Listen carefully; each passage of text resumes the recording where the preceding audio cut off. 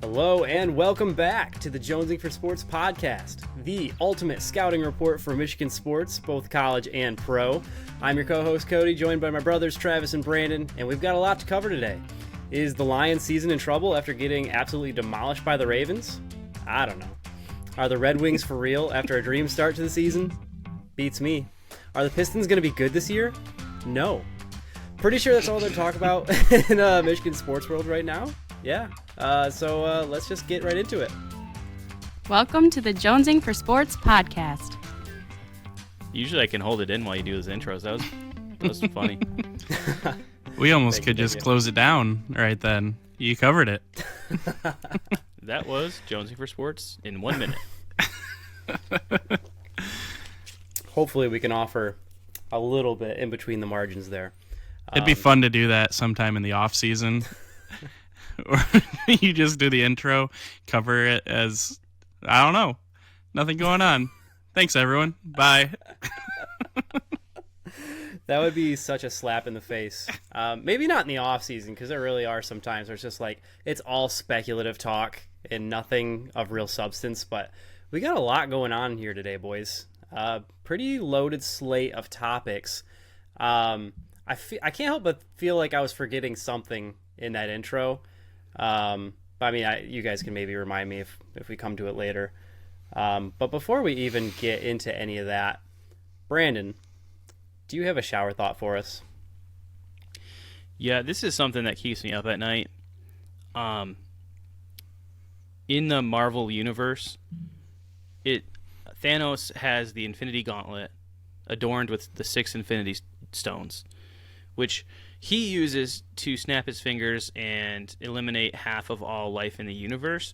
But it's been said or speculated that he really could have done almost anything. He could have made more food. He did that because he was trying to basically, his ideology was it was actually good to cut life in half because of the diminishing resources, and it was just basically starts over for civilizations and stuff like that. But people would say, well, you didn't have to do that. You could make more food, or maybe you could make another planet, or there's lots of different ideas of what you could do if you had the Infinity Gauntlet and the power to wield it. And my question that I often think about is, if I wore the gauntlet and I snapped my fingers, what would I do? I have some ideas that I wouldn't put on the pod. And the question that I have for you guys is, what is like a small thing? Answers like maybe right away. Not like, oh, I'm just, and it has to be specific. Like, you can't snap your fingers and be like, I solved world hunger. It has to be like, how did you do that? But also, mine is more like kind of petty. But also, I do truly believe it would make the world a better place. So if you have anything, feel free to spout off. So I do have a question, because, like, I guess how practical do these things have to be that we're creating? Because, like, could I give myself like superpowers essentially, or you have superpowers? You have the Infinity Gauntlet. Yeah, but you could anything. Maybe I'm a little bit messed up in the head, because you said I could do anything I wanted, and I immediately thought, I wish I had the power to locate every golf ball I ever hit. You could do that. All right, I'm gonna be happy the rest of my life. The first thing that came to my mind, which is not, in the grand scheme of things, not going to be important to my life or the world, but I'd make the cheating scandal go away at Michigan. I thought we could at least have a shower thought. This place of sanctity before we had to talk about this stupid topic. That's why it's one of the. It makes me so sad right now. It'd be just not, like, so easy, and it's specific.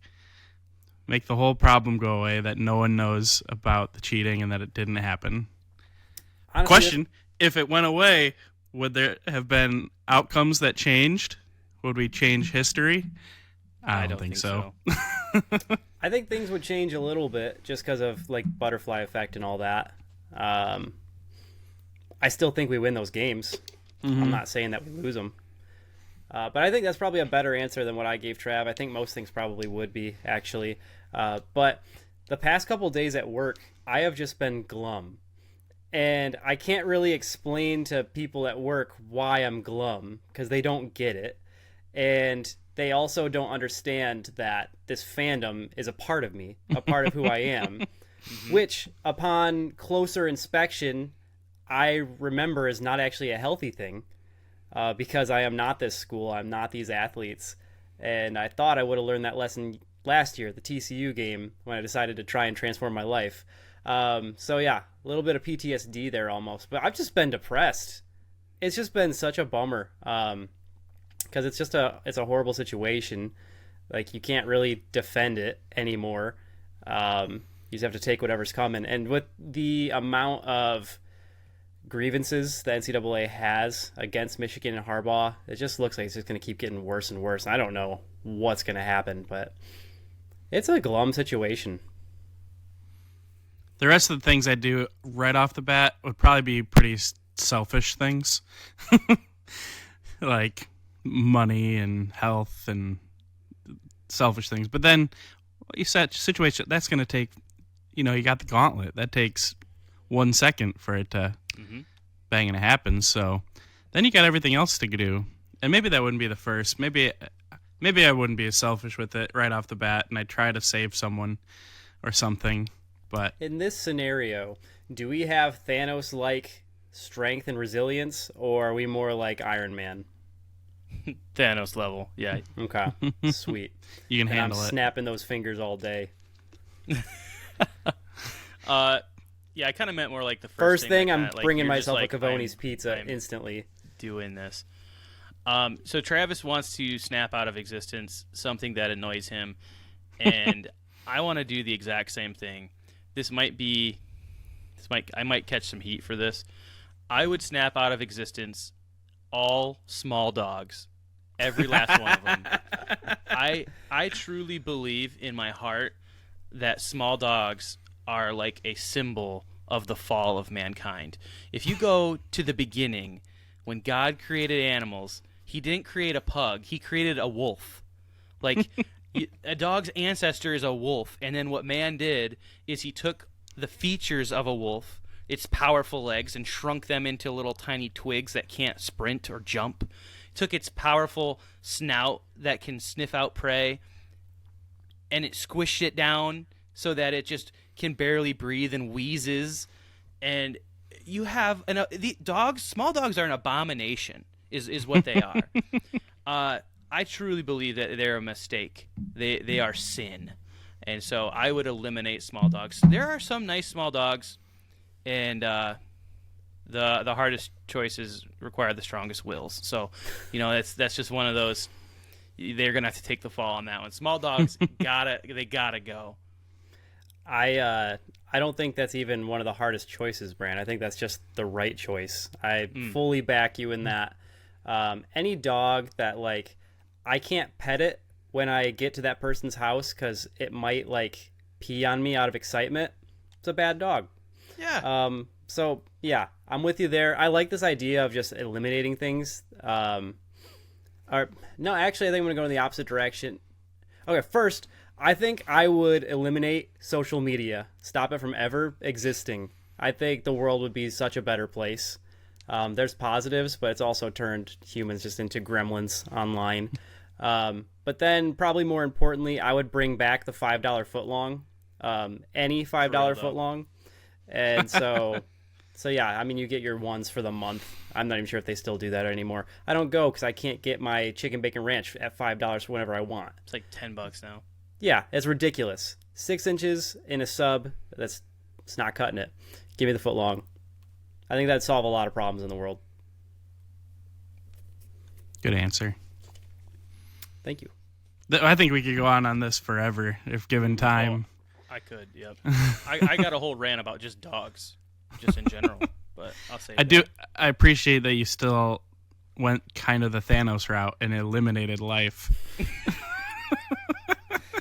Well, that's more going down the route that I told you I don't want to put out there. I've got some genocide theories about what Thanos did and about where he went wrong. So, anyways. Love that. Subscribe to the Patreon. You can get that full expose from Brandon on Thanos's mentality there. But I prefer manifesto. Manifesto. I was struggling for the words, so thank you. But yeah, we should probably keep things moving along. Do you guys want to talk any further about Signalgate? I guess that's the wrong question. Do you think we should talk any further about Signalgate? Do you have any more in you? Or do you guys want to move on to our mailbag for this week? I got another really unpopular opinion as a Michigan fan. Do it. So before I say this, I have to put this disclaimer out. If there is a disband the NCAA train, I am the conductor in that train. I'm leading the charge.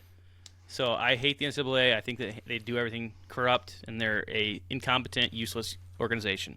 If we would have had more time on Thanos and what we would have done, that popped into my head about working on the NCAA. But yeah, I 100% agree with you there. I feel like an idiot for not saying that. And now I got to reconsider. Do I want small dogs to be around or the NCAA?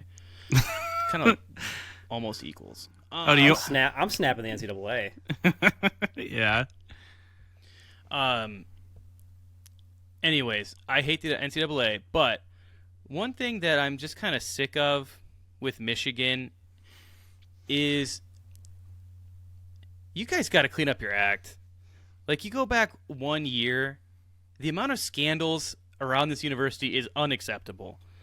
We go back to Mozzie Smith and the cover-up that, if you have a star player that gets arrested with a felony gun charge and no one finds out about it until it leaks to the media, it looks so bad. Get out ahead of it.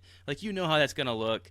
I know that he pled down to a misdemeanor, but if that happened at Alabama, everyone would be saying, same old SEC. They don't care about, doing the right thing. And Michigan did not care there. Then you've got an assistant coach who gets fired, whatever, for computer crimes. We still don't know what that's all about. Then Jim Harbaugh gets in trouble with the NCAA with improper communications with recruits during a COVID dead period. And now we've got this where they have this whole scouting in person of teams. It's man, if it happens once or twice, you're going to get people to feel for you because everyone hates the NCAA. If it's going to happen 4 or 5 times in 1 year, you lose the benefit of the doubt and you lose the moral high ground. You guys are just as dirty as everybody else, and you've for so long have claimed to be the champions of justice. We stand for what's right. Well, it doesn't look that way. If you know the cop is on your tail, don't speed. Clean up your act. Throw out the weed. Just stop. You have to be as squeaky clean as possible, and it just seems like there's a complete lack of even attempting to run a absolutely squeaky clean program. And it's man, I know the NCAA is out for you, but you're making it so easy. You're making it so easy. I will rebuttal a bit. So I agree with everything you said. It's never that black and white, though, where you just said, I forget what you just said that I was going to agree with to move on to it. But everyone, it's tough because, like you did say, the NCAA is out to get them, and there's levels to how bad things are.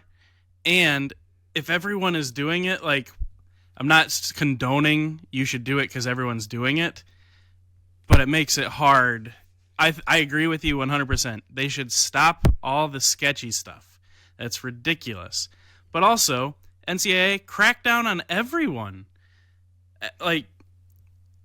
And maybe they just don't know. You're trying to reason with a completely morally bankrupt and I would say intellectually bankrupt organization. I agree, but that doesn't mean Michigan should know better. But that doesn't mean the argument doesn't stand. Just because you're morally bankrupt and intellectually I just stupid. Expect more out of Michigan. And so do I. So that's the part I was agreeing with. But it's not as black and white, I don't think. Because, one, we still don't know all the context to this. And there are reports that it could be Michigan was really, really, really exploiting a loophole in the rules. And if that's the case, was that sketchy? Was that slimy? Yeah. And for Spotify listeners, I'm shaking my head yes. But was that breaking the rule or was that cheating if it was worked through a loophole? And for Spotify listeners, I'm making a very confused face. I don't know. But we're doing what people do, and you jump on what you hear, and we don't know everything yet. But everything Brandon said also stands true. We need to clean up our act, Michigan. And honestly, just recruit well, practice well, play well. Stop cheating. I think the most frustrating part of all this is it's a massive stain in what has otherwise been the most successful period of Michigan football in the 21st century. And this has just been such an enjoyable ride, something we've been waiting so long for. And now every rival fan base has that ammunition to say, well, I guess we can just wipe those losses right off the old board there. I saw Rutgers doing that. Rutgers. Yeah. I mean, it's one thing with those teams. I don't even care what those schools have to say. We didn't need to cheat to beat those schools. But, I mean, you got Ohio State fans saying, well, I guess we never did lose to Michigan. They had to cheat to do it. And, Michigan State, you guys can just be silent because you did your little huddle and you lost 49-0.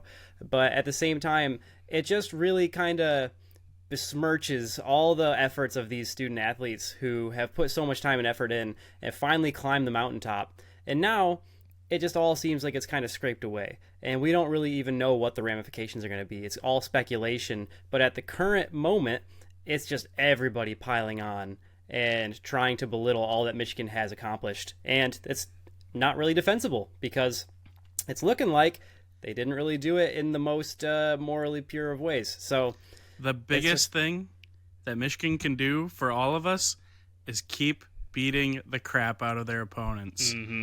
Like, beating Michigan State 49-0, I know Michigan State's in the gutter, but Michigan State knew about it and disguised their signals. They didn't even do signals. They had a guy relaying directly to the quarterback their plays, and they lost 49-0. The more we beat these teams, now that they know they're going to change their signals and whatnot, and come on, there was reports that Ohio State, quote-unquote, knew last year, and they were changing the signals and whatnot. Still got their butts beat. Yep, exactly. So, and there's a video out that people are using as proof right now of, in the first drive, Ohio State audibled out of something, and you can see Michigan's bench in the video looking at Ohio State's bench, and then they all signal that it's going to be a pass. And you know what? That's part of football. That doesn't tell us anything. Right. It tells us that they were prepared for an audible and what it was probably going to be. Could they have stole that signal and knew? Yeah, probably. I'll even say probably. But you know what? Ohio State scored on that drive. I can't say probably. We don't know because watch any sideline on an audible. They're watching and they're going to call, and Ohio State scored on that drive. If you're retweeting that video and saying that is proof that Michigan is doing all this, you are just signaling to the world that you don't know ball and you are completely biased because that shows absolutely nothing. That's football is what you're watching there. Coaches coach. They react to the opposing teams playing their audibles and their signals. Nothing about that's illegal. It's just people are seeing what they want to see. It's ridiculous. I've gone on quite the blocking spree because I just have no tolerance for idiots. Good for you. Now, I could be wrong about this, but does the NCAA have jurisdiction at all over the college football playoff? I don't believe that they do. And so I think that's the one silver lining here, at least for this current season. They could keep us out of bowl games, that is under the NCAA's jurisdiction. But if we make the playoff, I don't think there's a thing they can say about it. Well, what would go on is if they serve actual notice of allegations, Michigan has 90 days to respond to those allegations. And so if they were served up tomorrow, Michigan could literally just be like, well, we're going to wait 90 days see you in 2024. Like there's nothing this season. You don't really have to worry about that. The only thing you have to worry about is if they were really saying that it impacted the integrity of the game and if they wipe out some victories. But as far as for now, we just have to focus on winning games this year and kind of see how the NCAA reacts. And hopefully it's going to be a lesser penalty. I think clearly Stallions is done, and I still think no matter what, Harbaugh's probably done after this year. I think this whole thing is probably going to be just enough for him. And so we kind of pick up the pieces, I think, and see how much damage is done. And hopefully it's not enough to erase any past success.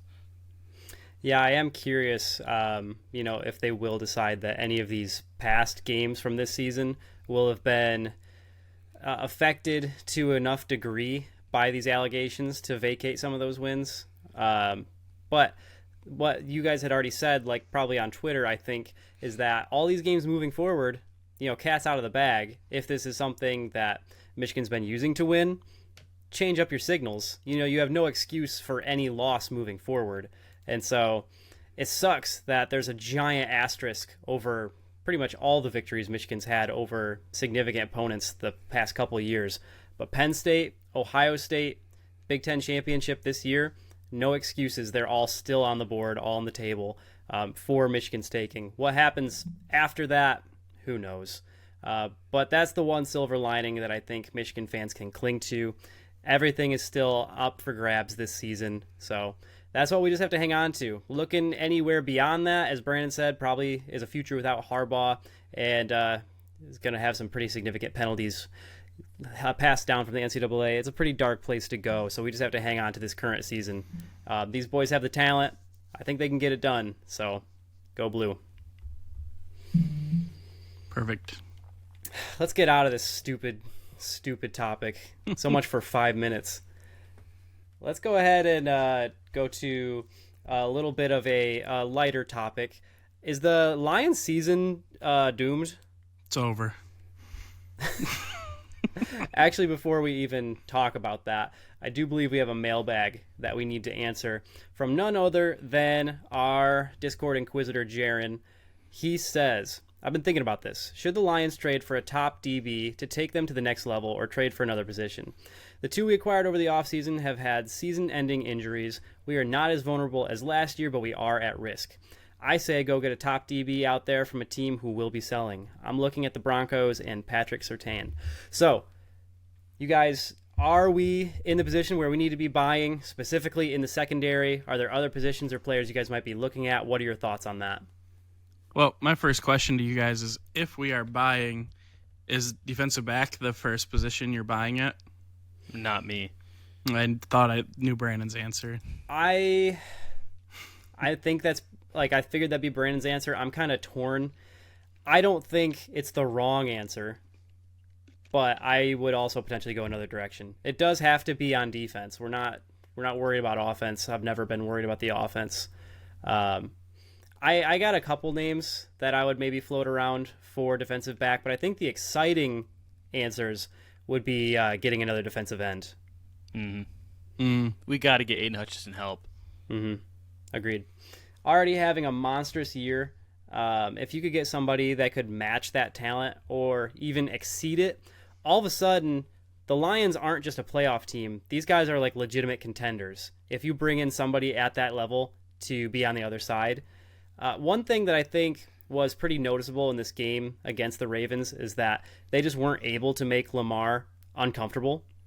That's going to happen when you don't have a significant pass rush, which, I mean, the Lions have been decent up to this point in the year, but they could be better. And if they were one of the best pass rushes in the NFL, all of a sudden your secondary, your very thin secondary, starts to look a whole lot better. And injuries are going to happen. Unfortunately, it's been happening a lot to our secondary. But, again, that's not going to be quite as noticeable if you can just keep pressure on the quarterback. So I don't know who we would realistically get to pair up with Aiden Hutchinson.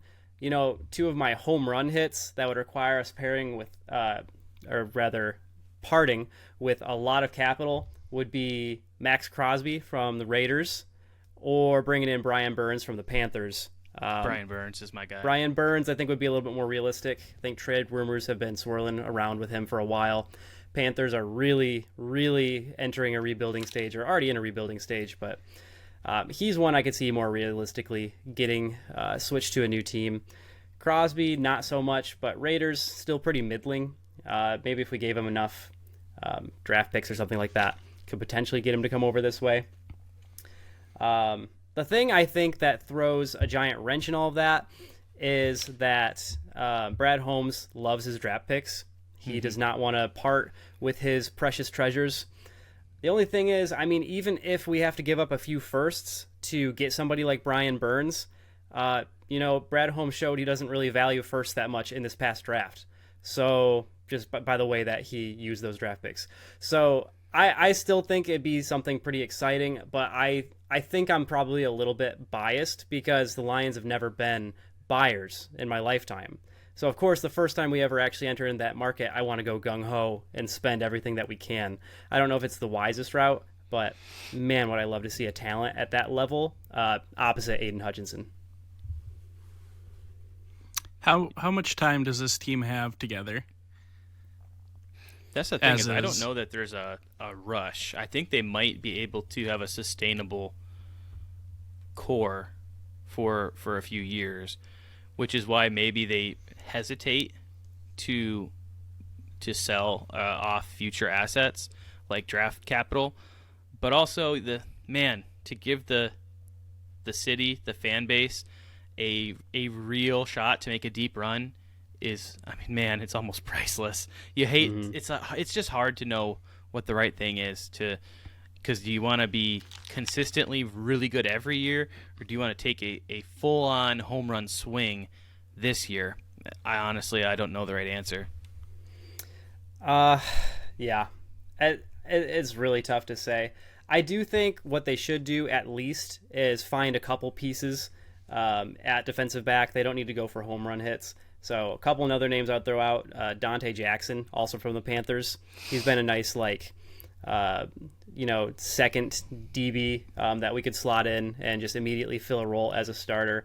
Same thing with Jalen Johnson from the Bears. I know it's within the division, but, we've shown that we aren't shy about trading within the division with the Hawkinson trade. So I think just finding a couple pieces like that, you'd only need to part with, a couple maybe like fourth round draft picks or something like that, or fourth or a fifth, and you could get some of those guys. I think at minimum we should do some patchwork to our secondary because we're accumulating some broken bodies and they need some help there. And even if we're not selling everything to make a Super Bowl run, this team has a chance to do some damage in the postseason, and I want to see them have every opportunity to do that. In order to do so, I think we need to invest a little bit before the trade deadline. So at least getting some middling pieces in the secondary, I think, is going to be pretty important.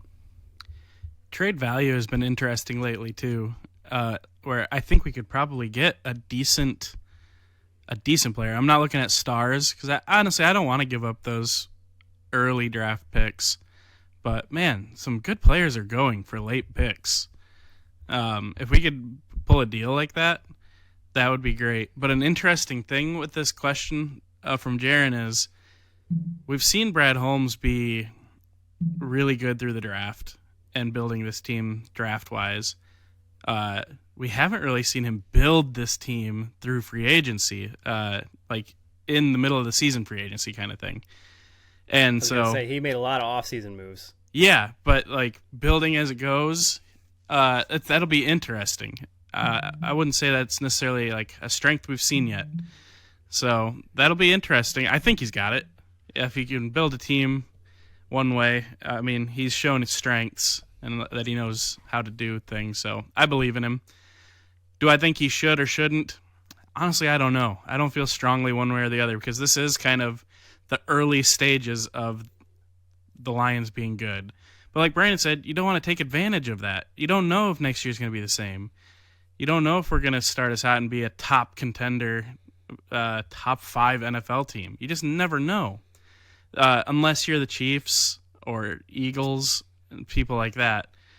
But so like Brandon said, maybe it's worth taking a swing and really pushing this year. I'm okay either way. I'm not going to be bent out of shape whatever decision they make.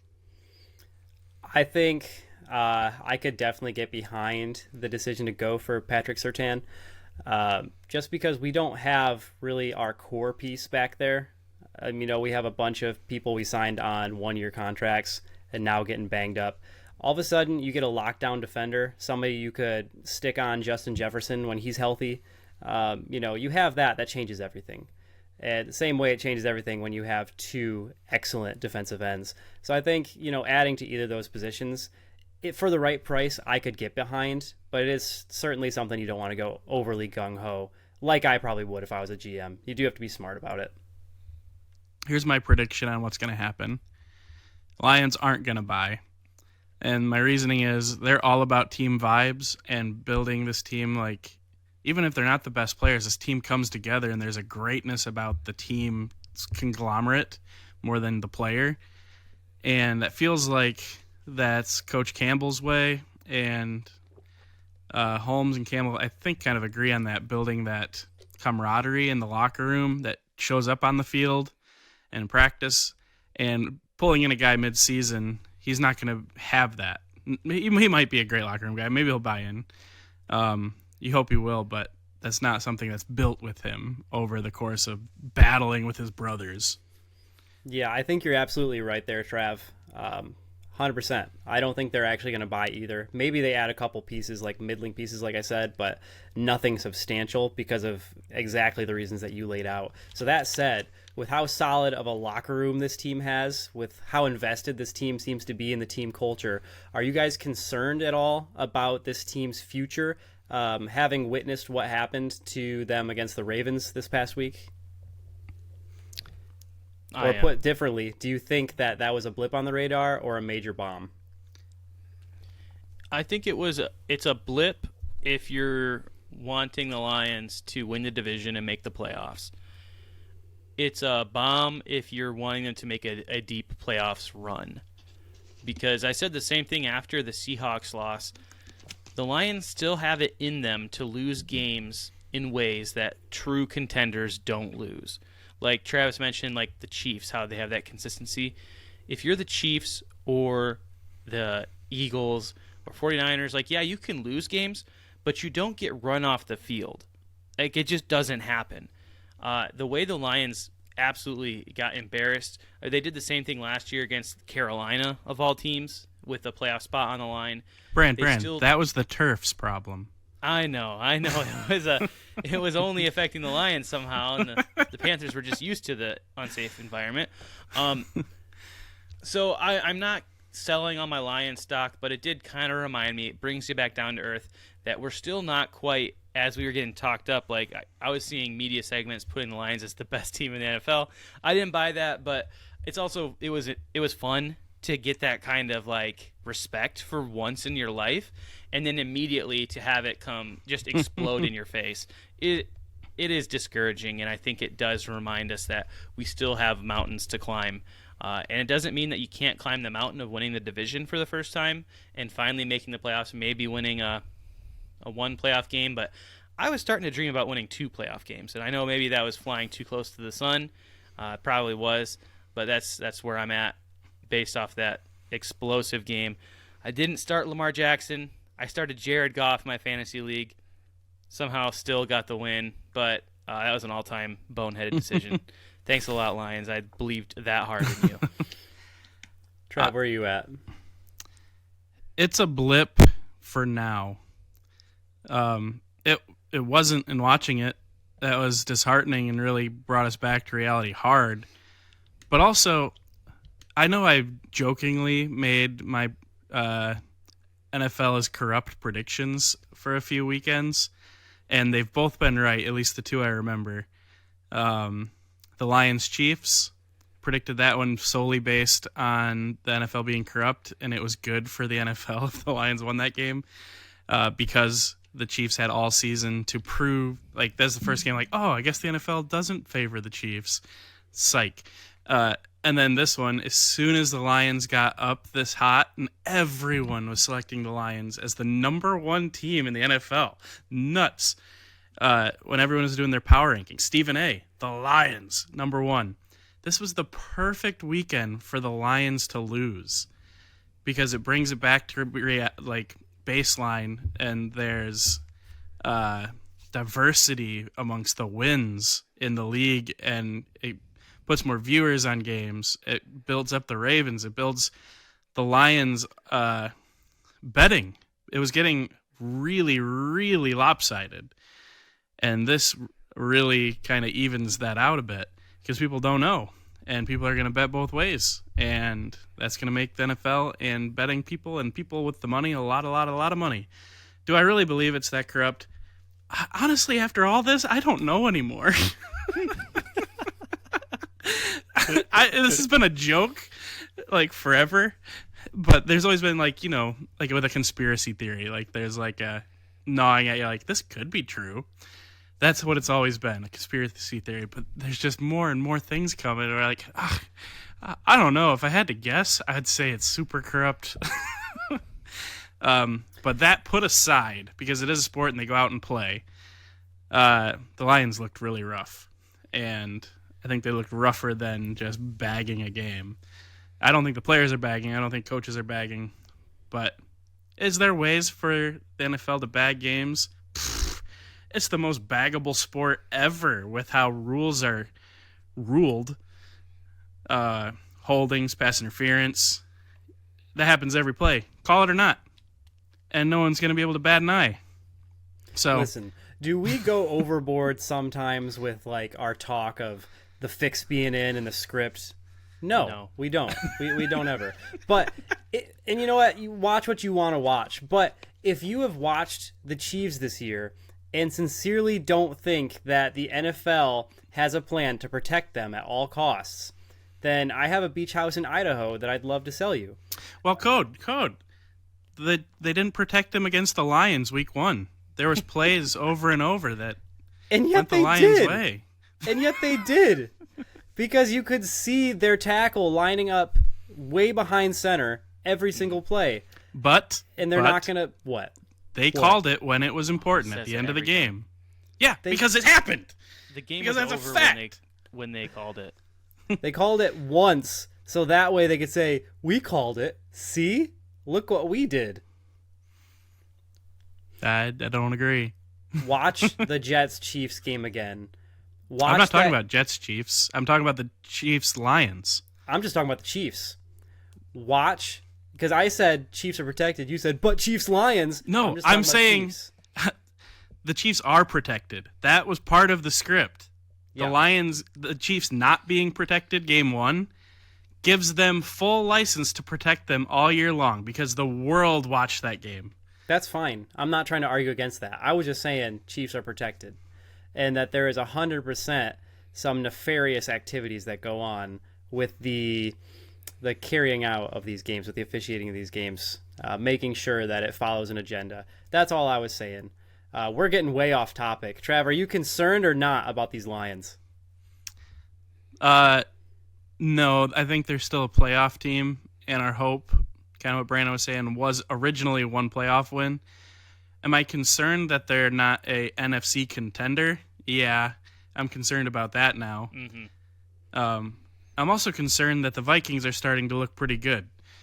So there's parts of that. The Vikings are going to keep winning, I think. And you're going to have to... What a stud. A stud.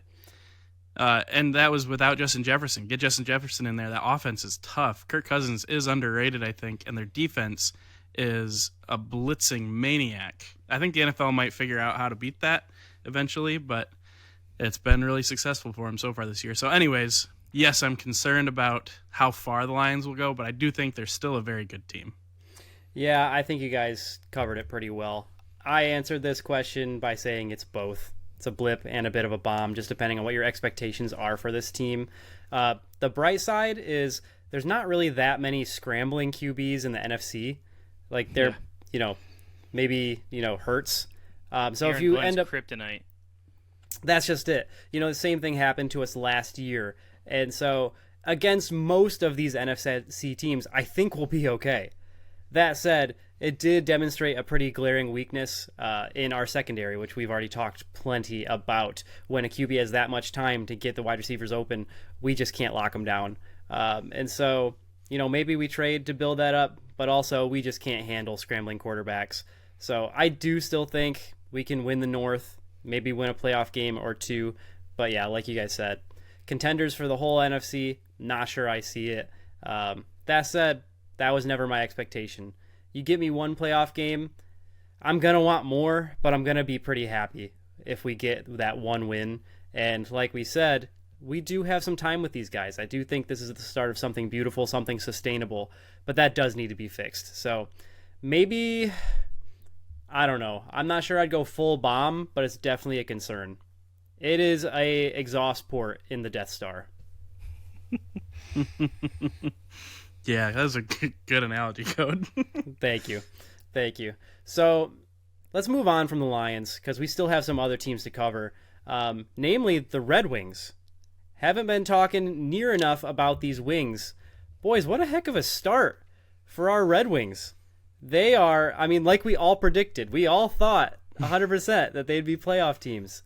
I definitely didn't say that they wouldn't be in our last pod altogether. But they are absolutely exceeding expectations, my expectations, and all those around the hockey world. They are putting teams on notice, scoring tons of goals. They have just been scoring prolifically. DeBrincat is an absolute stud. What an absolute monster he has been. But boys, I just want to ask you, with such a dream start, is this dream a mirage, or is this evidence of what's to come? I'm afraid to answer this question. Yeah, I'm afraid to answer it too. As we talk, the Red Wings are up 1-0 on the Kraken. 1-1 now. Are you kidding me? The Kraken literally just scored. No. All right, it's a mirage. That proves it. That Game over. Pack it up. Well, I'm scared to answer your real question, Code. So before I do, kudos to Brandon. I think he tweeted that the road to DeBrincat's 100 goals this year is on. Not 100 points, 100 goals. I said 1,000.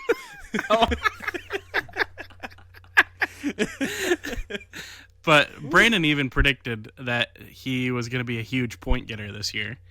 And I wasn't bold enough because in my head I was thinking 40 goals because he's done it twice before, which hasn't happened for the Red Wings in a long time. But then I chickened out and I said 30 goals because 30 goals is still fantastic, and his pace right now is just blistering. He's been fantastic. He looks like he's just exactly where he wants to be, and it's causing a huge positive impact on his play.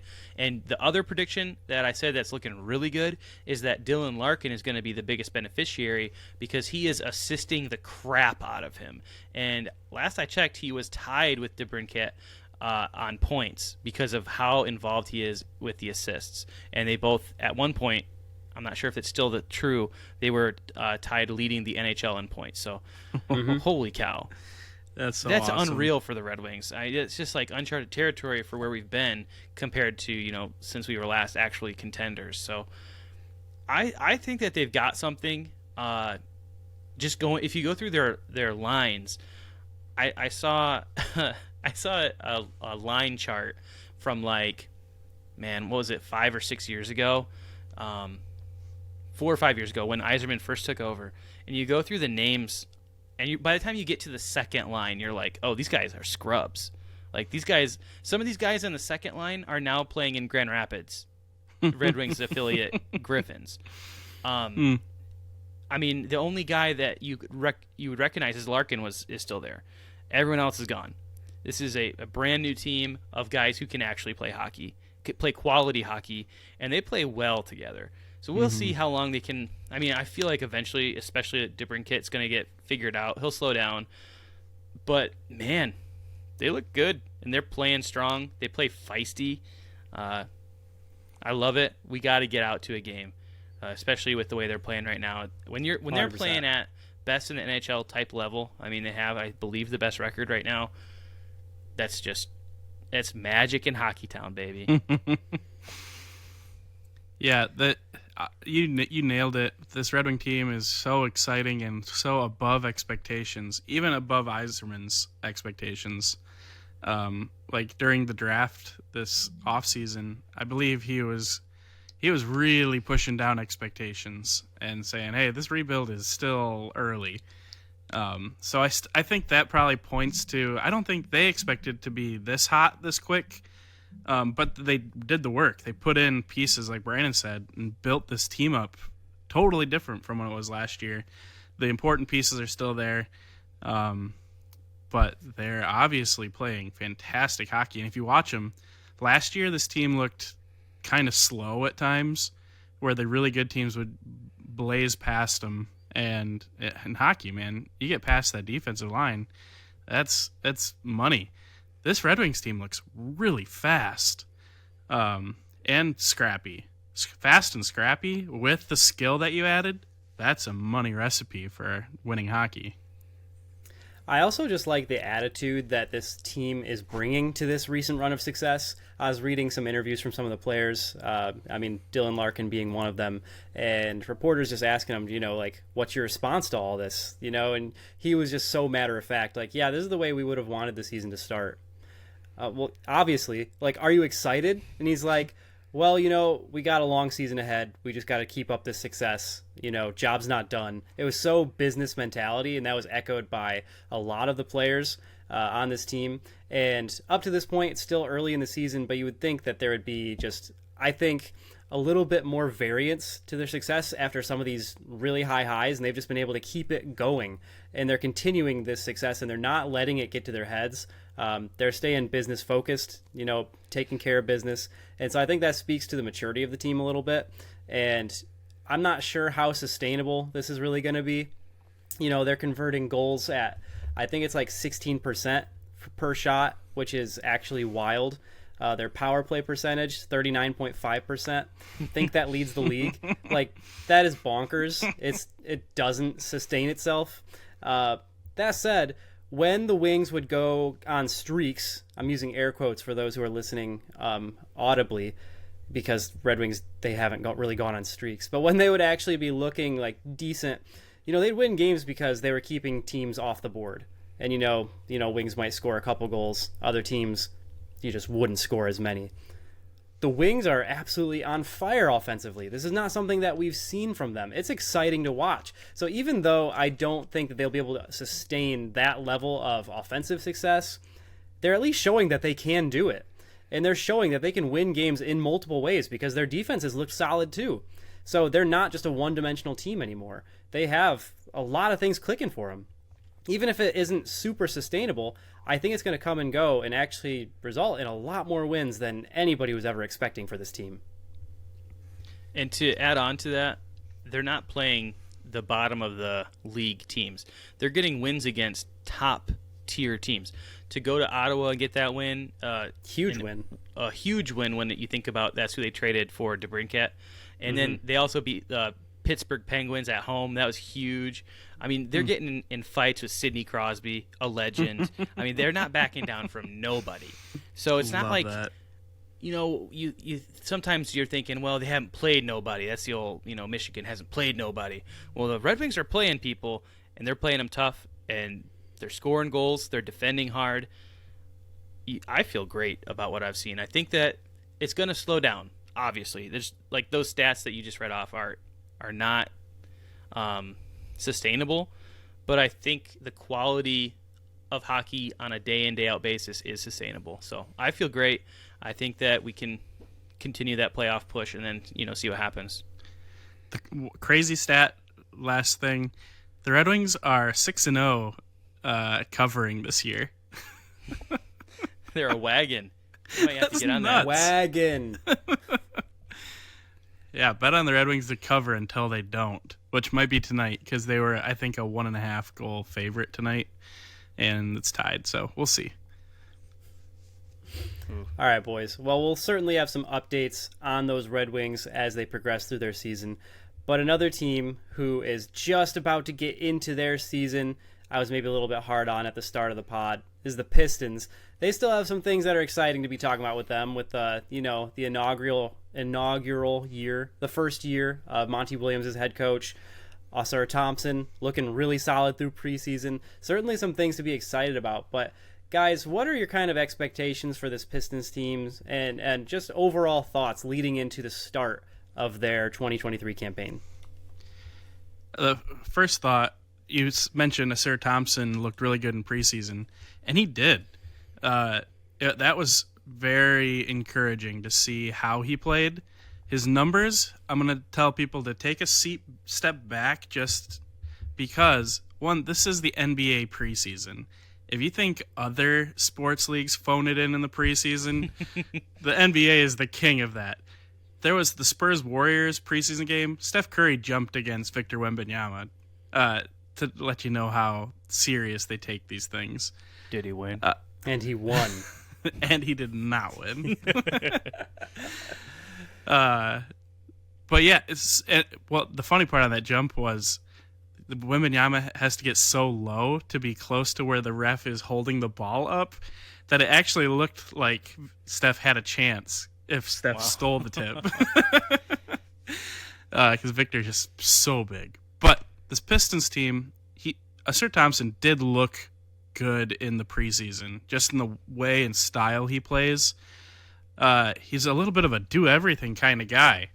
I'll wait to see how his shooting is, but he plays hard, he passes hard, he rebounds fantastically. And this Pistons team has really good rebounding forwards, so we'll see how that rebounding evens out throughout the year.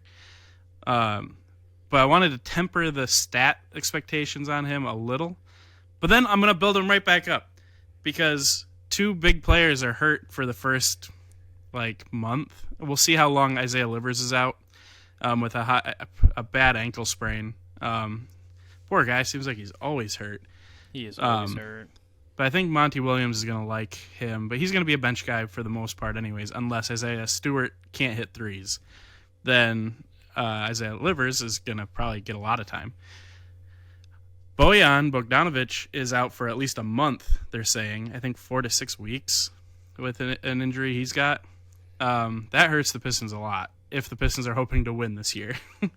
But the bright side to that injury is I don't think the Pistons are hoping to win this year. The ceiling for this team is the play-in game, and I think they should fight for it. Monty Williams, I don't think, is the type of coach to not try to get to the play-in game until you know it's in your best interest and you're just totally out of it.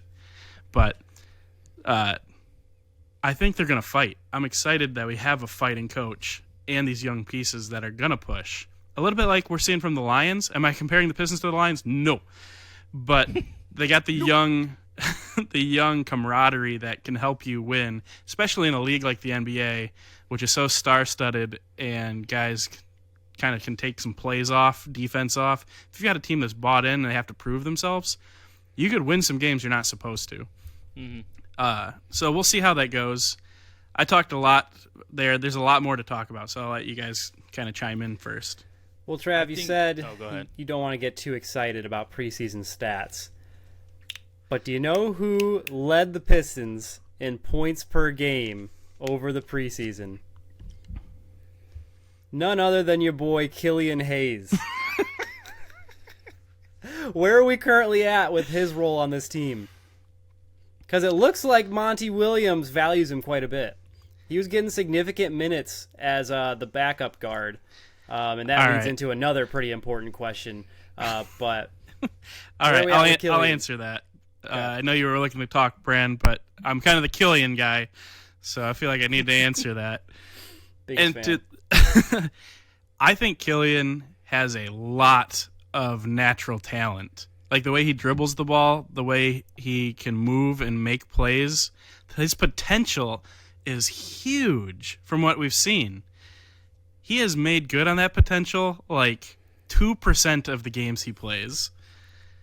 He can get around people. He's so tall. He's lanky. He's fast. He's really good dribbling. And, but, man, he's been really bad.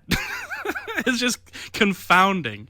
So I can see why during the preseason and through practice, Monty would really like him.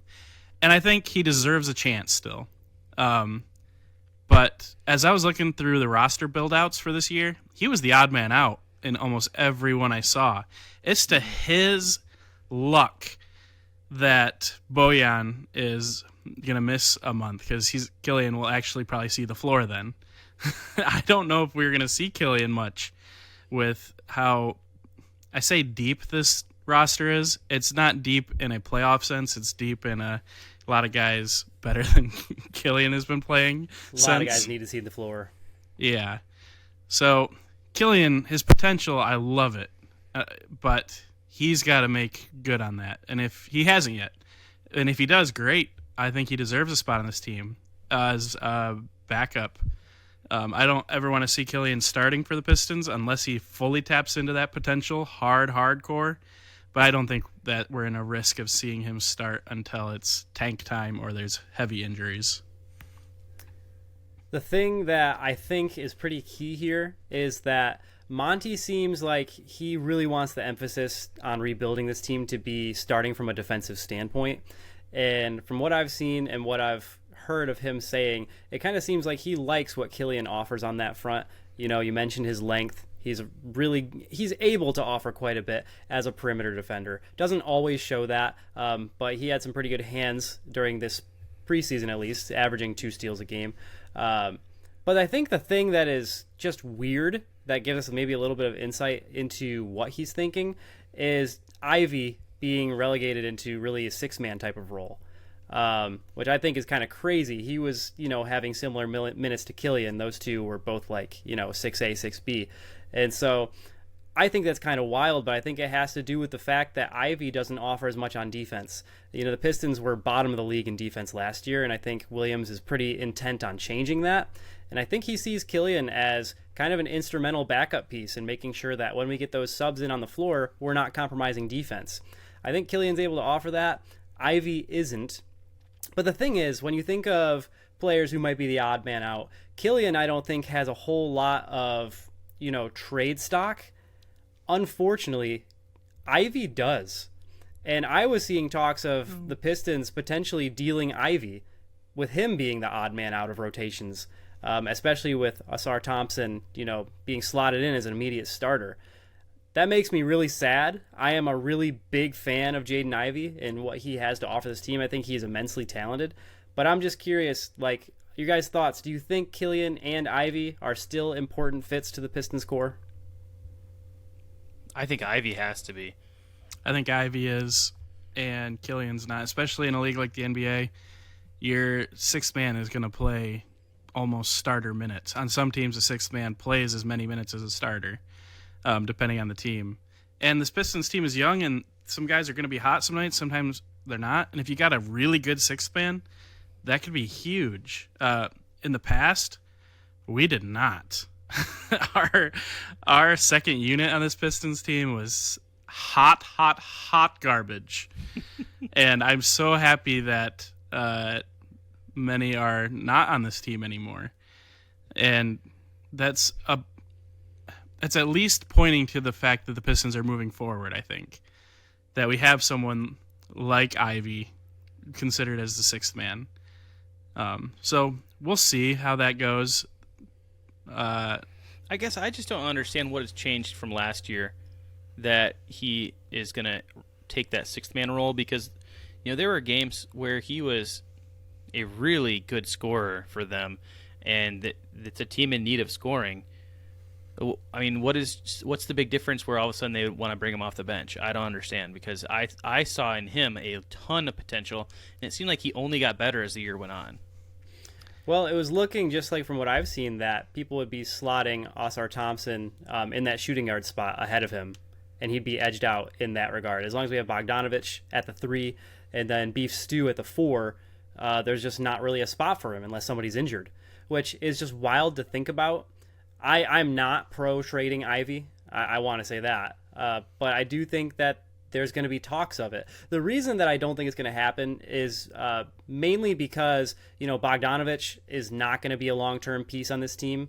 And so once he gets traded, I think we will deal him at the trade deadline. We'll hang on to him for the beginning part of the year, get a little bit of use out of him after he comes back from injury. I think Thompson's going to be playing some more minutes at the 3, and that will open up a lot more availability for Ivy at the 2. But until then, there's not really space for him if Asar Thompson is a starter on this team. I agree. Once Bojan comes back from his injury, play the crap out of him. Let him try to build that trade stock up. His trade stock last year was very high. Bojan's a really good player. Mm-hmm. His shooting is fantastic. So I don't want him to go, but he's also not probably a piece of this team's long-term goals because he's got some age to him. I actually don't know how old he is, but everyone talks about him like he's old and he's not going to be part of this. If anyone wants to look that up, see how old he is. Yeah, I got you. But if he's not as old, like, heck, keep him around because I think he's really good and we can keep drafting. What do you guys think about Asar Thompson starting over Ivy? Just those two in general, if it's shooting guard to shooting guard. Well, first, Bogdanovich is 34 years old. Oh, so wow. That's pretty old. Yep. A fossil. It honestly just depends. How old are you again, Trev? Yeah, I'm 33. I am a fossil. You're not a fossil yet. In a year, though. You got another year. Good In a year, you're going to have to hang him up. In a Actually, year, I'm no, gonna be because Bogdanovich traded. is still defying the trade odds. you to a different podcast. Oh, So you boy. better podcast your butt off so you get that trade value up. Yep, I'll work on it. Man, I'm 27. to I'm answer making that significantly less than my max deal I should be receiving for this pod. Go ahead, Brad. So how Thompson versus Ivy works is just what you want their role to be, because usually your shooting guard's got to be a pretty big scorer, and I don't know that Thompson has that skill set yet, especially the shooting aspect. But Ivy's still working on that too. But I'd say he's well developed past Thompson at scoring. But you're going to get more rebounding, clearly, out of Thompson. Just more of an all-around game. So I guess you're going to see, like, what's Cade going to bring to the table? What are your other guys like Beef Stew going to do? Jalen Duren. So I guess it's just more Monty Williams' preference, and I'm going to defer to him as to what he wants a shooting guard to be. But, man, I love what Ivy brings to the table. So that's why I was kind of confused as to what his role was really going to be. And I guess, yeah, best case scenario, maybe eventually we can move Asar to the 3 and get them playing together. Well, the more I think about it, I think I'm actually pretty excited about this idea of Ivy being the sixth man, because his greatest benefit of this team, or to this team, is providing that spark. He is that offensive spark. He is able to produce. Now, I do worry about, if he needs to be more of like a microwave type shooter, if he needs the volume, needs to heat up a little bit, if he's going to be able to continue to produce at that level, if he's getting a lesser amount of minutes. But like you said, sixth man, still getting quite a bit of minutes. So I do think that Thompson gets to start over him just because Williams prioritizes defense. And, the comparison there is not even close. Asar should be a better defender. He actually is looking like he should be a really solid defender. Like you said, gets the boards. From what I've seen with him working with Cade, the two seemed like they paired together pretty well. Like, he's actually going to be a pretty decent facilitator for Cade as well. And I think one of the biggest questions for this team is if Cade is going to be able to make that next jump. He was robbed of his last year through injury. He's got a lot to prove. Being a first overall pick, he's got to eventually transition into being a top 25 player in the NBA. And he's not that right now. If you're going to be a successful team in the NBA, you need to have one of those. And so in order for the Pistons to be successful with this current roster, Cade needs to start cooking, and he needs somebody that's going to be able to – he needs a supporting cast to help him do that. I do think there's an interesting dynamic between him and Ivy. I think they're both pretty ball-dominant players. I think Asar is more complementary to him. That said, Ivy helps get a bit more spacing because he has that jump shot that Asar doesn't. So it's an interesting dynamic. I wouldn't want to deal any of them, but I do think just allowing Cade to really fully step into that number one spot, to really grow, to really cook, I think that's going to be the priority for Williams, and also defense as well. So I think that's the reasoning for why he's getting to start over Ivy, but I don't think that diminishes Ivy's value to this team in the slightest. Yeah, I 100% agree. If you go apples to apples, who's a better player, Ivy or Asar? Honestly, we haven't seen Asar yet, so it's hard to say. Can't say that. I would guess. There's also different types of defining better, because like in the NBA, it's all about your role and how well you can do that role. Are you the guy that's just going to be a really good 3-point shooter? You might be crap at everything else, but if you can knock down threes and really force a team to play out and spread them out, that is huge. I think Asar could potentially be a more well-rounded player once he starts getting some games under him. That said, Ivy's by far the better scorer, or at least from what we know so far. So that's a tough question to answer. And on the Cade front, we haven't talked a ton about Cade because this team has just got a lot of question marks, and exciting ones. Cade is another exciting question mark, but almost kind of in a scary sense as well. The other guys are young and have some opportunity. This is Cade. He's got a lot to prove this year. And do we think he will? I think he will. But some of those things... Stay healthy. He's got to stay healthy, and honestly, he's got to shoot the three better. If he shoots the three at a better clip, let's say 36, 37%, or Gucci, man, people are loving Cade. I think the Ringers NBA player rankings just came out last week and had Cade at like 60-something out of 100. And you know what? The guys in front of him were all really good players. The NBA is loaded with talent, but their little snippet said Cade's maybe in the 60s, but his potential is sky high. He has the potential to be an all-star. Will he though? And we're going to find out. And if he's an all-star, that's I think the biggest thing the Pistons need to see this year is that Cade is capable of being an all-star, because then you can keep building around him.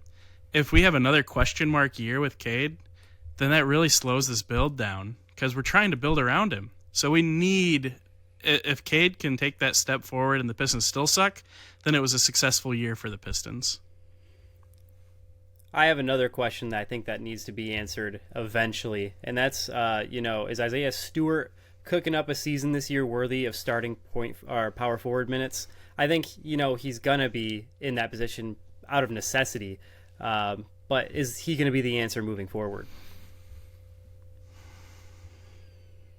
I love beef stew. This hurts me to talk about. That question was mainly for you. I know how much you love him. Like, to take a fight to LeBron, the fight this guy has, the passion, the team loves him. I like how he plays as a center. Yeah. But even then, he's an undersized center. Right. But I want him on my team as a center. But then our centers are kind of dope. Oh, yeah. Like, Jalen Duren is one of the best young centers in the league, just being a true center. I love him. Marvin Bagley and James Wiseman are capable of a lot at the center as well. So it's crazy how much options we have there. So it kind of sucks that we have to put beef stew at the power forward, because he's not a power forward. He's a center. But again, all that they care about is that he knocks down the three at a decent clip. And if he can do that, great. I haven't seen it yet. And there's times where he's one of those guys who puts up the threes. He might hit 30%, but the ones he missed were airballed horribly. But you only see the 30% three-point percentage and say, he's got to get it up to 36. He's close. Like, well, did you see the other shots? They went off the back of the backboard. Not a strong predictor of success. Exactly. There's no consistency there. We're like, you watch some of the greatest shooters ever, and they're aim small, miss small. Where Stu is aiming big, missing big, and some go in. So hopefully, if he can fix that, I'm cheering for him so hard because I really, really like him. And if he hits the three at a good clip, he is cemented. Staple him on the billboard as a piece of this team moving forward. If not, ugh. Yeah. I just don't think he's a shooter. I think, he comes close sometimes, but He's just too volatile. I think I don't know necessarily what this team could get for him, but we also have a ton of cap space to make a big move. I need to look better at like who's going to be available this next offseason at the power forward position, but I think that's the position that we make a big splash in. You add a star power forward to this team with the rest of the pieces that we have, all of a sudden this team is looking kind of scary. Beef stew is actually one of our bigger trade options. The Celtics were really looking at him this offseason. There's a few teams that were inquiring about him. So, all right, fine. Beef stew for Tatum, straight up. We'll do it. All right, you twisted my arm. But I don't want to see him go. But if he's can't make threes, he has to. Yep, I think we're in the same boat. You guys got any other questions for the Pistons or final thoughts before we wrap this bad boy up? No. I think their over-under wins was like 22. How many did we get last year? I can't remember. I should have come prepared with that one. I should just know it off the top of my head, but I think that's part of the information that I have blocked from my memory because it's so bad. I was going to predict have us just throw out if we were going to go over or under our win prediction. We had 23 last year. Oh, never mind. My bad. Well, anyways, let's not 17. do that. It was 17. Okay, so I think Why it is on earth 22 would it this show me year. the 21 season first? That's stupid. I think the Pistons do win more. I would bet on the over on their wins this year. Because last year they were in a lot of games they shouldn't have been in, and we were tanking. Mm-hmm. And, I mean, they lost those games ultimately, but they lost a lot of close games as well. And, I mean, they were a bad team. They're going to be a bad team, I think, this year too. But 22 wins is not a lot. That's still losing 50 games. So the ceiling is the play-in game for this team. I don't think they're there yet because the NBA is really deep. I think they win over 22 games this year, though. Yeah, I'm gonna hit the over too, and that's mainly just me betting on Monty Williams, just because of his track record of being able to turn around really bad teams in the past. So I'm excited to see what he can do with this team. They are not going to be good. I don't even think we make the play-in game. Of course I don't think they even make the play-in game. That's the ceiling. I don't think we're going to get close to that, honestly. But I do think that we can eclipse 22 wins. So I'm still excited, but the biggest thing that I'm looking for here this season is just growth, visible signs of growth. I don't care too much about the wins and losses. I just want to see evidence of Cade being able to be that guy. You know, I want to see some of these younger guys take that next step up and prove that they have a place in this lineup. Otherwise, like Brand said, it's going to be a few more years. And, you know, as Detroit fans, we've gotten pretty good at just being patient. But with this Pistons team, that message is starting to get a tiny bit stale. You know, there's a little tone of urgency that we are kind of starting to feel with this team. We want to see some results. So that's going to be the biggest thing. I want to see some growth with this team. It's actually 28.5 games. Whoa. Well, that's getting close to the play-in game. I think Yeah, you got to win. I'm under that. I thought it was 22. I was like, I'll take the over there. That seems super doable. Last year, the play-in game was like, people are predicting, I think, 34 to 36 wins gets you in the play-ins. So, yeah, 28.5. Somebody's going to get hurt. We're already going to be bad. We're going to tank somewhat. I'm going to go under that. Brand, save the pod. Easy for me. Based on vibes, the correct answer is over. Make the play-in game. Win the play-in game. Recreate the Timberwolves meme where Patrick Beverley's weeping because they won the play-in game. Celebrate like we won the playoffs, and then it quickly get booted out of in the next series. And that will be fantastic. We take over the meme. It's now about the Pistons crying after they win the play-in game. That's what's happening. Write it down, book it, and we have the momentum going into the next season. I love it. Important question: who is most likely on this team to be the one just absolutely weeping after that W? Good question. That is a great question. Marcus Sasser.